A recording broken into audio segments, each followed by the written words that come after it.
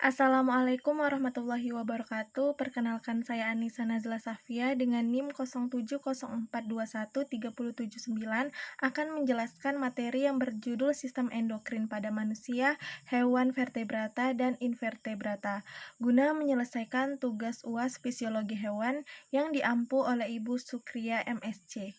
Nah, baiklah, saya akan mulai penjelasannya. Nah, sebelum membahas lebih dalam tentang sistem endokrin, ada baiknya kita terlebih dahulu mengetahui apa sih pengertian dari sistem endokrin itu. Jadi, sistem endokrin ini terdiri dari kelenjar-kelenjar endokrin yang bekerja sama dengan sistem saraf untuk mengendalikan kegiatan organ-organ pada tubuh kita. Nah, kelenjar endokrin ini merupakan kelenjar buntu yang mengeluarkan zat kimia aktif yang disebut sebagai hormon. Hormon akan dilepaskan oleh sel-sel khusus ke dalam aliran darah. Hormon adalah zat kimia yang mengatur pengendalian dan pengaturan metabolisme tubuh, pertumbuhan dan perkembangan, serta tingkat energi dan reproduksi. Juga respon terhadap cedera, stres, dan suasana hati. Jadi, banyak sekali ya yang diatur oleh hormon. Nah, itulah sebabnya hormon dimasukkan ke dalam sistem koordinasi sama halnya seperti sistem syaraf. Nah, seperti yang sudah saya singgung sebelumnya, kelenjar endokrin disebut juga dengan kelenjar buntu karena tidak punya saluran pembuangan, tidak punya saluran sendiri. Hormon yang disekresi oleh kelenjar endokrin akan masuk ke dalam aliran darah lalu diangkut menuju ke organ-organ target. Ada beberapa kelenjar endokrin yang ada dalam tubuh kita. Yuk kita bahas satu persatu kelenjar endokrin beserta fungsi-fungsinya. Mulai dari kelenjar pineal. Kelenjar pineal terletak di bagian dorsal pituitari. Letaknya itu di otak. Kelenjar pineal ini fungsinya untuk mensekresi hormon melatonin. Jadi hormon melatonin ini berperan untuk menimbulkan rasa kantuk dan mengatur irama tidur alami kita. Jika fungsi ini terganggu, maka akan menyebabkan namanya insomnia. Nah, berikutnya ada kelenjar hipofisis atau pituitari yang terletak di bagian ventral atau bagian depan dari pineal. Hipofisis ini biasa disebut dengan master of glands karena mengatur kerja kelenjar lainnya. Hipofisis ini terbagi menjadi 3 lobus yaitu anterior, media, dan posterior, di mana setiap lobus ini menghasilkan hormonnya masing-masing. Lobus anterior menghasilkan 5 hormon, yaitu yang pertama somatotropin hormon, yang kedua tirotropin atau thyroid stimulating hormon, yang ketiga adrenocorticotropic hormon, yang keempat gonadotropin hormon yang terdiri dari FSH dan LH, serta yang kelima laktotropik hormon yang biasa disebut juga prolaktin. Untuk fungsinya, hormon somatotropin berfungsi untuk memicu pertumbuhan dengan cara meningkatkan laju pembentukan protein di dalam sel. Laktotropik hormon atau prolaktin berfungsi merangsang produksi air susu. Thyroid stimulating hormon berfungsi mengontrol sekresi hormon kelenjar tiroid. Adrenocorticotropic hormon berfungsi mengontrol sekresi hormon korteks adrenal, dan ada juga gonadotropin hormon. Gonadotropin hormon terdiri dari FSH dan LH. Fungsinya FSH pada wanita merangsang perkembangan folikel pada ovarium dan sekresi estrogen. Pada pria memicu testis untuk menghasilkan sperma. Fungsi LH pada wanita menstimulasi ovulasi dan sekresi progesteron, sedangkan pada pria fungsinya menstimulasi sel interstial untuk menghasilkan testosteron. Berikutnya lobus media atau para intermedia menghasilkan hormon melanosit stimulating hormon yang fungsinya adalah mengatur produksi serta distribusi pigmen melanin di kulit kita oleh sel-sel melanosit. Artinya, proses pembentukan pigmen melanin diatur oleh hormon MSH. Berikutnya, lobus posterior menghasilkan hormon vasopresin atau biasa disebut antidiuretik hormon yang berfungsi untuk mengontrol jumlah urin dengan cara menyerap air dari ginjal dan meningkatkan tekanan darah. Dan satu lagi ada hormon oksitosin yang fungsinya itu memicu kontraksi uterus atau rahim pada saat ibu melahirkan. Selain itu, Oksitosin juga memicu kelenjar susu untuk mengeluarkan ASI. Nah, itu tadi hormon-hormon yang disekresikan oleh kelenjar hipofisis. Karena beberapa hormon berfungsi untuk mengatur kerja kelenjar hormon lainnya, maka kelenjar hipofisis ini biasa disebut juga dengan master of glands. Selanjutnya, kita akan membahas kelenjar endokrin yang ketiga, yaitu kelenjar tiroid atau biasa disebut juga dengan kelenjar gondok.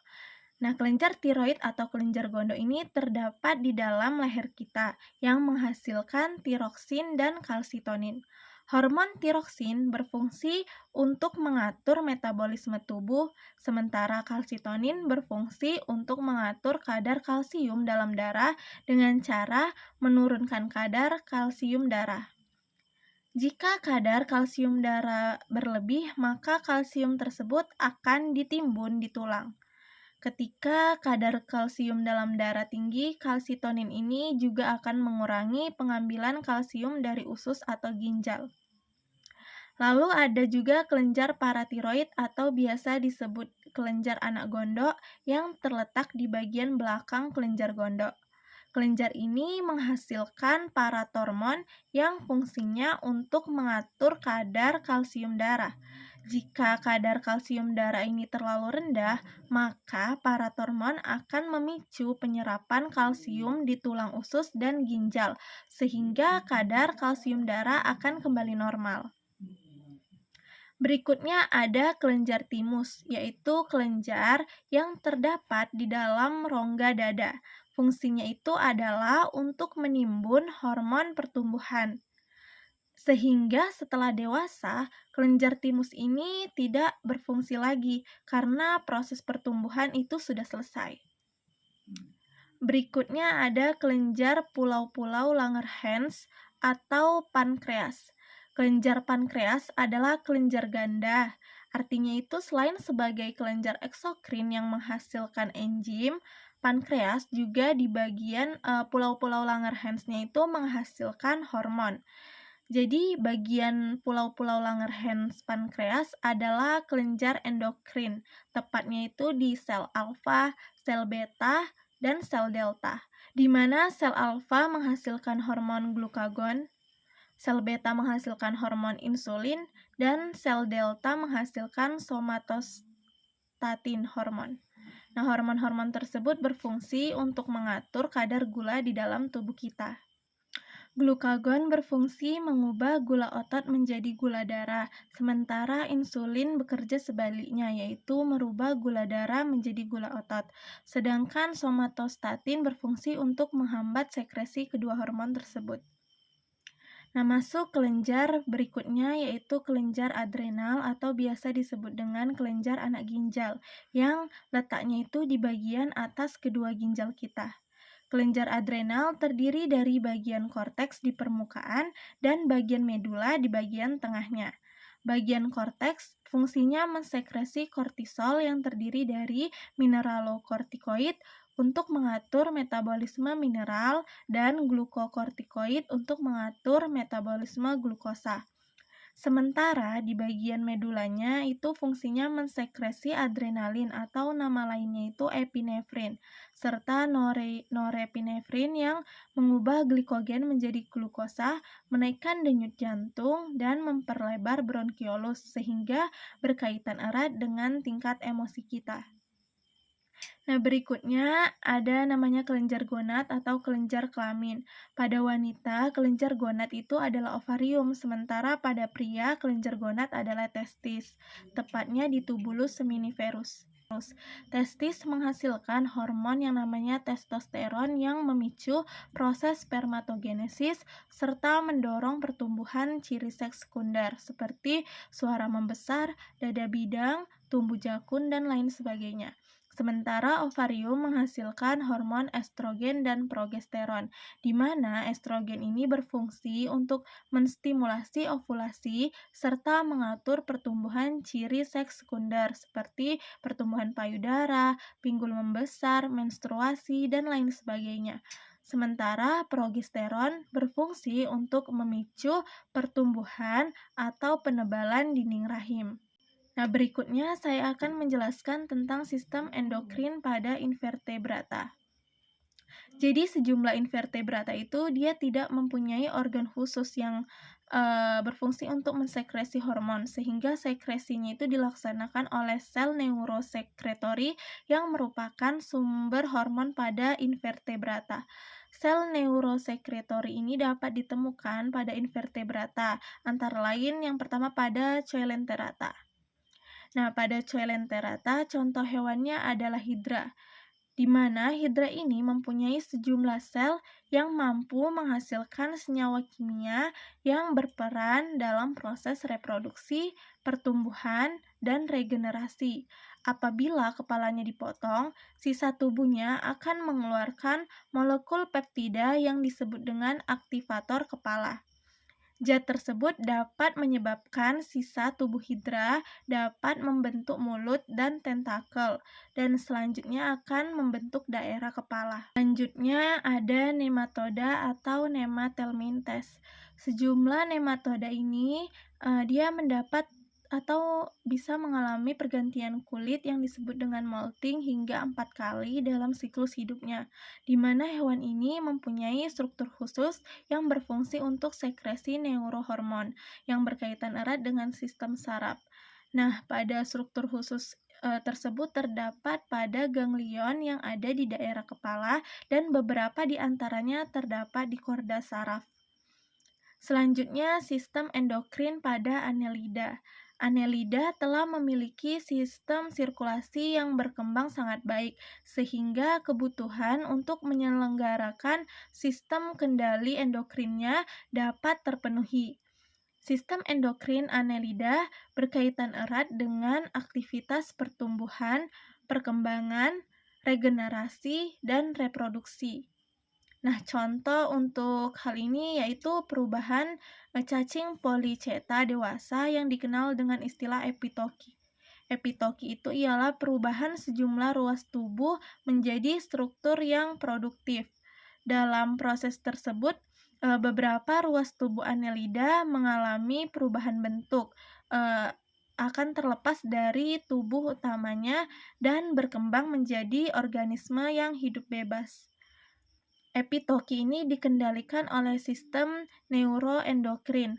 Hormon yang dilepaskan sifatnya menghambat epitoki, sehingga epitoki hanya akan berlangsung pada saat kadar hormon tersebut rendah. Selanjutnya ada sistem endokrin pada moluska. Nah, pada moluska terdapat pula kelenjar endokrin seperti pada vertebrata. Kelenjar tersebut yaitu kelenjar optik pada oktopus, pada sejenis siput. Jika tentakelnya dibuang, hasil pembentukan telur pada ovotesis itu dipercepat. Jika ekstrak tentakel disuntikan merangsang produksi sperma. Ekstrak ganglion otak akan merangsang produksi telur. Dari contoh yang di atas menunjukkan bahwa otak maupun tentakel berisi sel-sel neurosekresi yang menghasilkan neurohormon. Nah, moluska mempunyai sejumlah besar sel neuroendokrin yang terletak pada ganglia penyusunan sistem saraf pusatnya. Hewan ini juga memiliki organ endokrin klasik senyawa yang dilepaskan menyerupai protein dan berperan penting dalam mengendalikan osmoregulasi, pertumbuhan, serta proses reproduksi. Ada sistem endokrin pada krustasea. Seperti halnya invertebrata lain, sistem endokrin pada krustasea umumnya berupa sistem neuroendokrin. Meskipun mempunyai organ endokrin yang klasik, fungsi tubuh yang dikendalikan oleh sistem endokrin antara lain adalah osmoregulasi, laju denyut jantung, komposisi darah, pertumbuhan, dan pergantian kulit. Sistem kendali endokrin yang berkembang paling baik dapat ditemukan pada Malakostra antara lain seperti ketam, lobster, atau udang besar. Organ neuroendokrin krustasea terdapat pada 3 daerah utama. Yang pertama yaitu kompleks kelenjar sinus. Organ ini kadang-kadang disebut kompleks golongan kepala dan lobus optik pada tangkai matanya. Yang kedua ada organ postkomisural. Organ ini juga menerima akson dari otak dan berakhir pada awal esofagus. Yang terakhir organ perikardial. Organ ini terletak sangat dekat dengan jantung dan menerima akson dari toraks. Yang terakhir ada sistem endokrin pada insekta. Terdapat tiga kelompok sel neuroendokrin yang utama. Yang pertama yaitu sel neurosekretori medialis. Sel ini memiliki akson yang membentang hingga corpora carpiata, yakni sepasang organ yang berfungsi sebagai tempat penyimpanan dan pelepasan neurohormon. Yang kedua, sel neurosekretori lateralis. Sel ini memiliki akson yang membentang hingga ke corpora carpiata.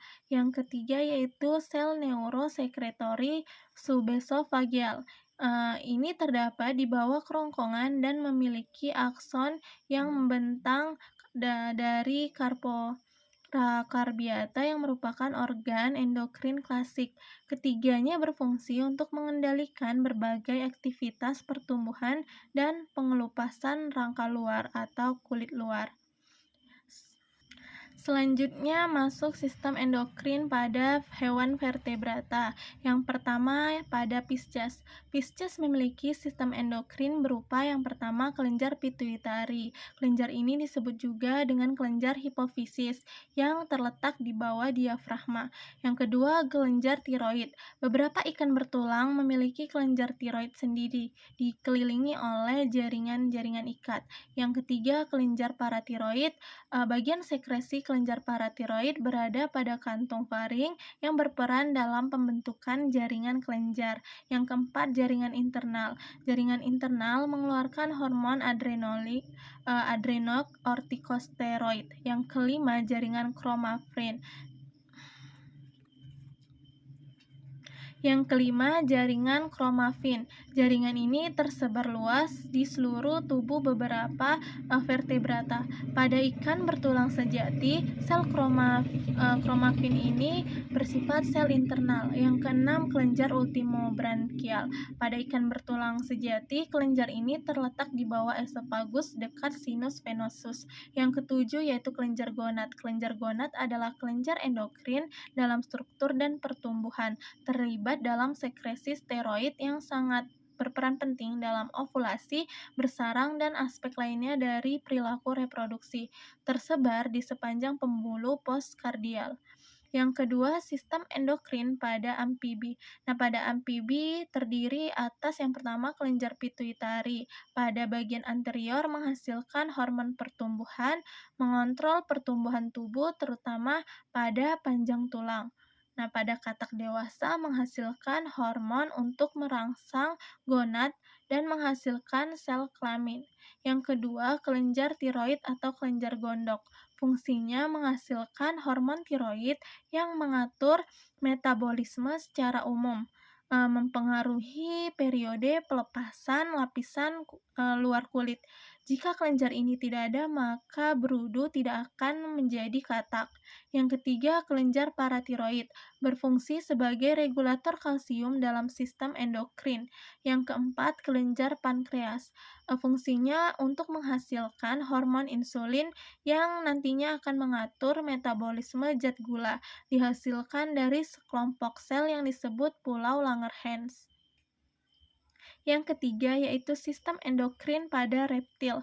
Sistem endokrin terdiri dari kelenjar yang mengeluarkan hormon penting untuk fungsi tubuh normal. Reptilia memiliki kelenjar endokrin yang sama seperti mamalia. Beberapa contoh adalah kelenjar tiroid, kelenjar paratiroid, dan kelenjar adrenal. Yang keempat, kelenjar adrenal. Kelenjar adrenal atau suprarenalis bentuknya bulat dan kecil, warnanya itu kekuning-kuningan, terletak di bagian dorsal rongga tubuh, tepatnya di depan ginjal. Yang kelima, kelenjar pulau Langerhans, terletak di dalam jaringan kelenjar pankreas. Lalu yang keenam, kelenjar gonad yang terdiri atas kelenjar testis yang menghasilkan hormon yang bertanggung jawab atas perbedaan sifat antara jantan dan betina. Kelenjar testis menghasilkan hormon androgen dan testosteron. Lalu yang kedua, kelenjar ovarium yang menghasilkan hormon-hormon seperti estrogen, progesteron, dan androgen. Demikian yang bisa saya sampaikan, kurang dan lebihnya dari penjelasan saya mohon maaf, kepada Allah saya mohon ampun. Saya akhiri, wassalamualaikum warahmatullahi wabarakatuh.